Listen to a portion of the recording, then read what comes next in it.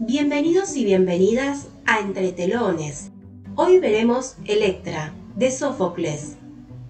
Conozcamos al autor. Sófocles nació en Colono, aldea cercana a Atenas, en una familia acomodada, en el año 497 o el 496 a.C., según la Crónica de Paros, o en el 495 a.C., según el anónimo autor de la vida de Sófocles. Era hijo de Sófilo, un fabricante de armas.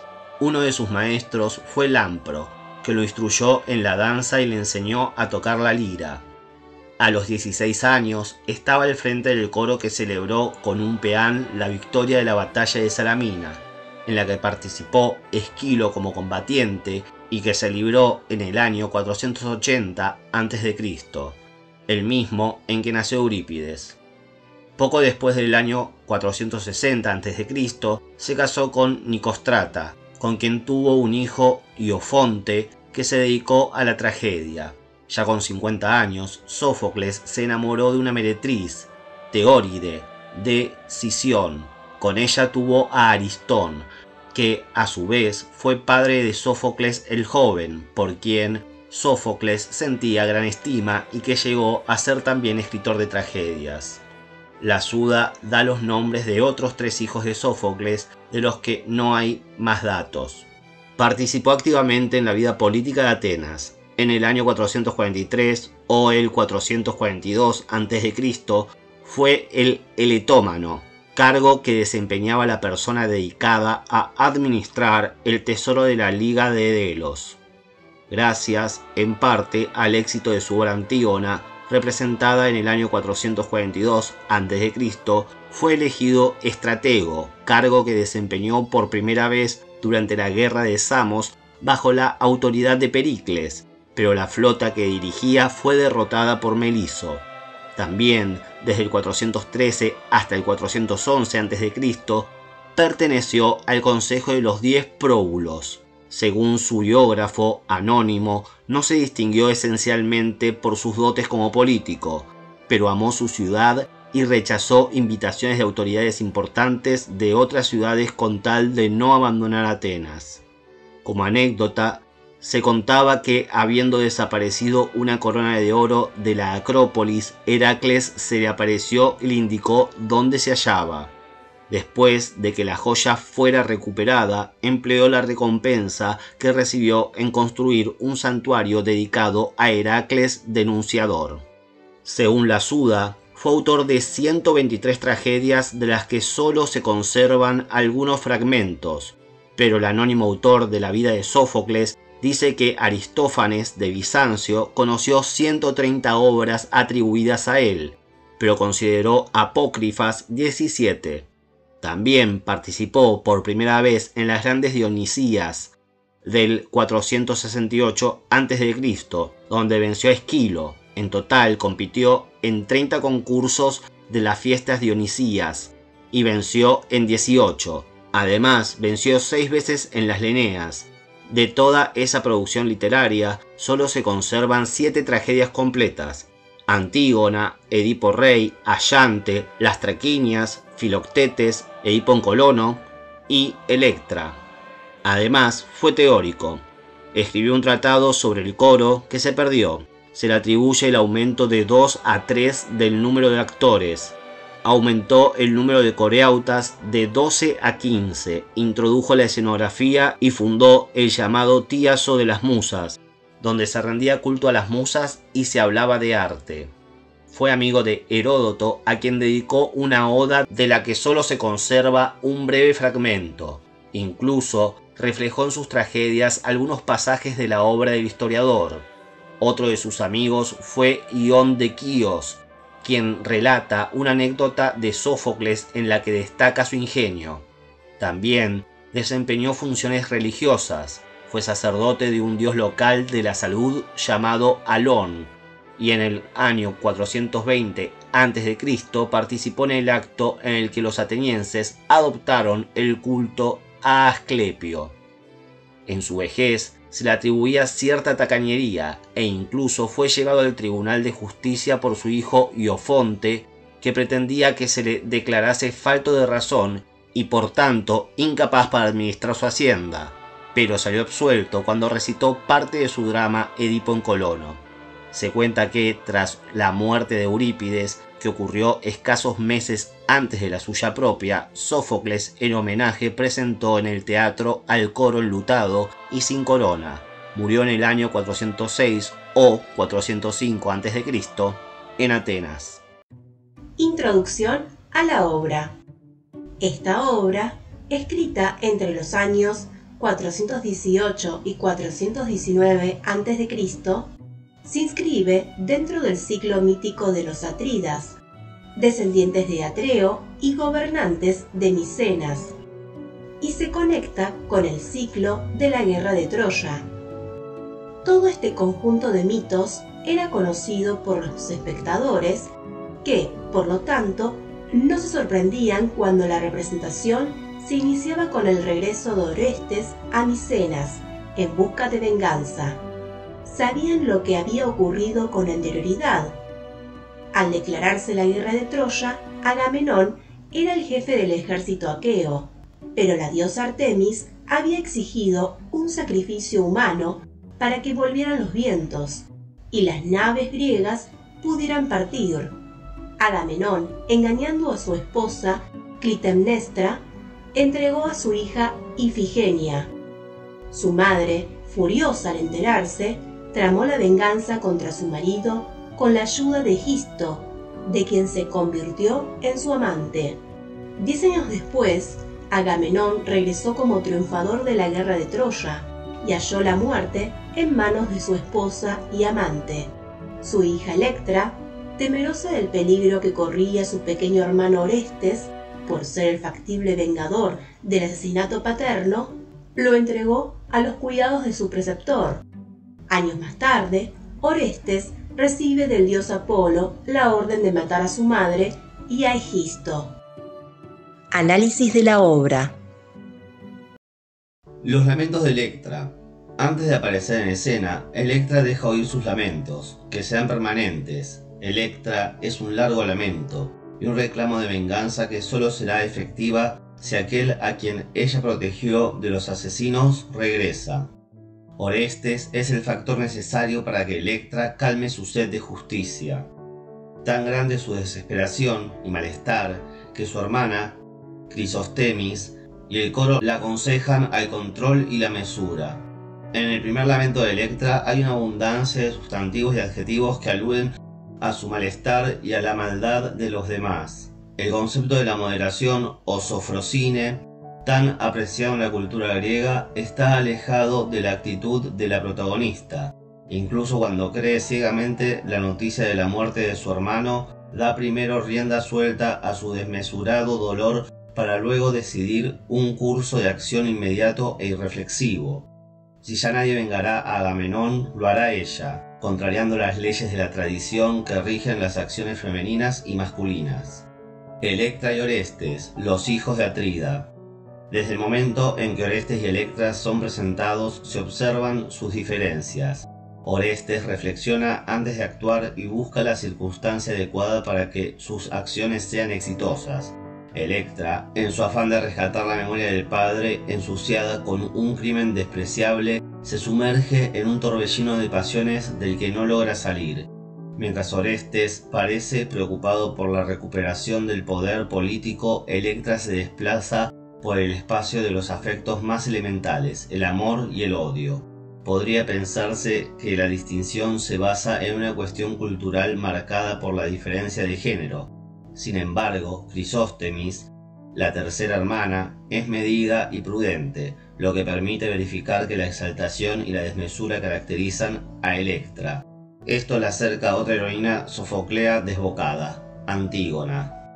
Si pensamos en esta triada de hermanos, la cuarta, Ifigenia, ha sido entregada a la ambición política del general griego que fue su padre. Orestes es reflexivo, cauto, y la astucia guía sus actos y su venganza. Crisóstemis es la representante de lo esperable para una mujer argiva, prudente y sometida a quienes conducen su vida. Solo Electra desentona, es irracional, excesiva en sus actos, no parece encontrar la forma de comportarse. Electra y Clitemnestra. La oponente de Electra es sin duda su madre. Entre ambas se desarrolla el agón, una disputa en la que se enfrentan en un debate formal en el que exponen sus argumentos y refutan al oponente.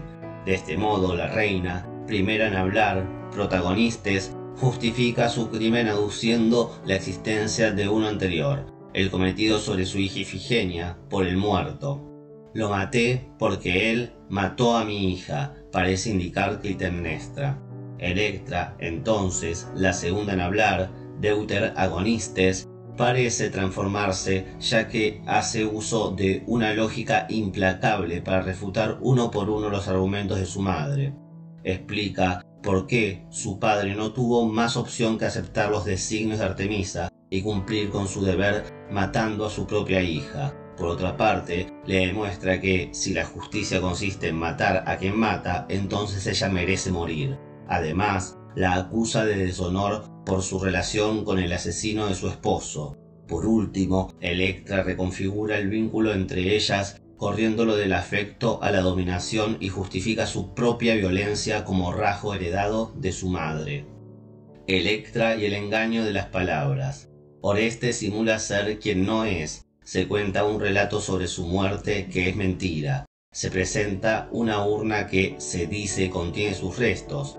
Pareciera ser que la obra intenta alertar sobre las pruebas que se aceptan de manera irreflexiva. Sófocles sugiere la necesidad de valorar con precisión los indicios para entender qué es lo que se oculta tras aquellas palabras que se enuncian como verdaderas. El peligro reside en que no siempre lo que se ve es lo que se cree ver, porque toda interpretación de lo real se encuentra condicionada por lo que sabemos y lo que deseamos. Electra, Orestes y las motivaciones de la acción. Al final Orestes invita a Egisto a ingresar en el palacio donde le dará muerte para recuperar el trono paterno. Orestes, salvo en una mínima ocasión, no se cuestionó si matar a su madre es moralmente repudiable o no. Él actúa como un príncipe y sus motivaciones políticas legitiman su acto. En cambio, el lugar de Electra parece más inestable y cuestionado. La culpan por sus errores, por sus actuaciones desbordadas y por aquello que la asemeja a la gran culpable que es Clitemnestra para el público griego. Una mujer que se atreve a colocarse en el lugar del hombre para ejercer el poder. A ella también la polis podría aplicarle sus propias palabras. Si con la muerte se ha de castigar a quien mata, has de morir tú, la primera, si se te aplica la pena que mereces con arreglo a esa justicia. Ahora veamos los temas. La justicia. Todos los personajes justifican su accionar en la idea de justicia, incluso si esa acción es el asesinato. Clitemnestra cree justo haber matado a Agamenón, en tanto Agamenón había matado a su hija, y Orestes y Electra consideran justo y necesario asesinar a Clitemnestra y Egisto, por lo que hicieron a su padre. La obra enfrenta constantemente a personajes que dirimen, desde perspectivas opuestas, el grado de justicia de determinado hecho. De algún modo, Sófocles deja expuestas estas opiniones para que el público termine juzgando. La venganza.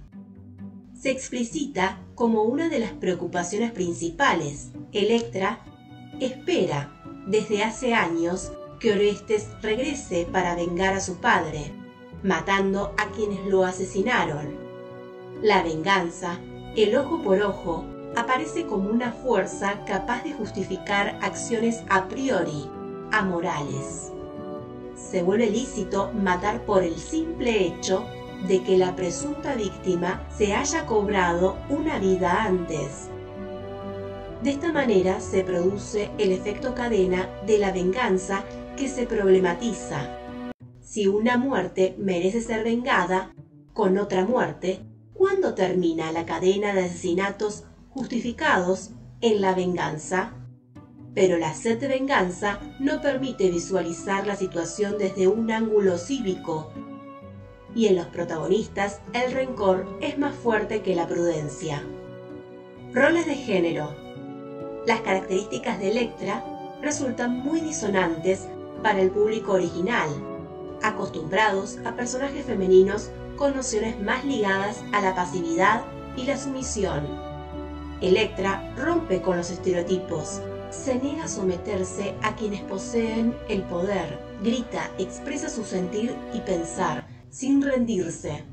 Su actitud es cuestionada, como por su hermana Crisóstemis, quien argumenta que Electra no puede matar a Egisto y Clitemnestra, puesto que es una mujer y no un hombre.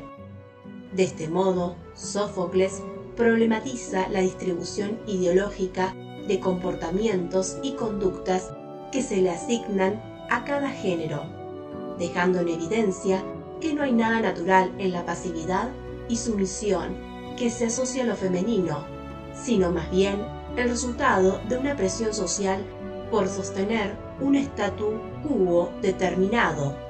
Palabra versus acción. En la obra se plantea una fuerte disyuntiva entre la palabra y la acción. En muchos momentos del drama, diversos personajes indican que debe dejarse a un lado la palabra, el discurso, para proceder con la acción.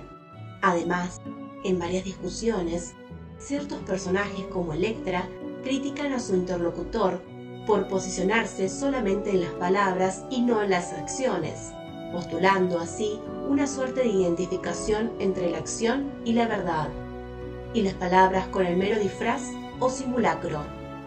Esta disyuntiva se sostiene a lo largo de la pieza, la cual, sin embargo, avanza hacia la acción solo mediante una serie de discursos y enfrentamientos que se dan por medio de la palabra. Sófocles plantea también la necesidad de la palabra para justificar o motivar la acción. Los personajes postulan las razones de sus acciones, pasadas o futuras, por medio de la palabra, y también impulsan a otros a actuar haciendo uso de ella. La mentira, la falsedad, el engaño.